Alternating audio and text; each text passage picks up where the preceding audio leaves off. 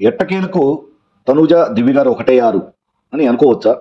So first మన దివ్య గారు చెప్పారు, ఇది నీ మీద నాకేం లేదు, ఆ పర్టికులర్ టైంలో నేను చాలా ట్రిగ్గర్ అయ్యాను.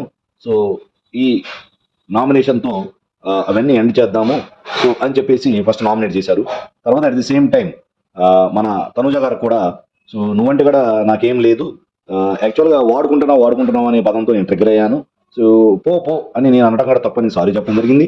So at the same time Divya గారు కూడా, నేను కూడా ఆ మాట అనుకుని ఉండాల్సింది, నేను ఎప్పుడైతే పో అన్నావో నేను ట్రిగ్గర్ అయ్యాను, సో వాడుకోవడం అనే మాట అనుకుని ఉండాల్సింది. ఇక నుంచి మనం గొడవలు పక్కన పెడదాం, మూడో వ్యక్తికి ఛాన్స్ ఇవ్వకుండా ఎవరో ఒక వ్యక్తి కోసం మన ఇద్దరం పడటం కాకుండా ఫేస్ టు ఫేస్ గొడవపడి గేమ్ ఆడదాం, అంతేగాని మళ్ళీ థర్డ్ పర్సన్ మనం ఛాన్స్ ఇవ్వద్దు, వేరే పర్సన్ గురించి మనం ఏదో కొట్టుకుంటున్నాం అన్నట్టు అని చెప్పడం, తనుజ గారు దివ్య గారితో చెప్పడం, వాళ్ళిద్దరు హక్ చేసుకోవడం అనేది ఆల్మోస్ట్ గొడవ సద్దు మలిగింది అనుకోవచ్చా, లేదు తర్వాత ఇది ఎలా టర్న్ అవుతుంది అనేది భవిష్యత్తులో మనం చూద్దాం.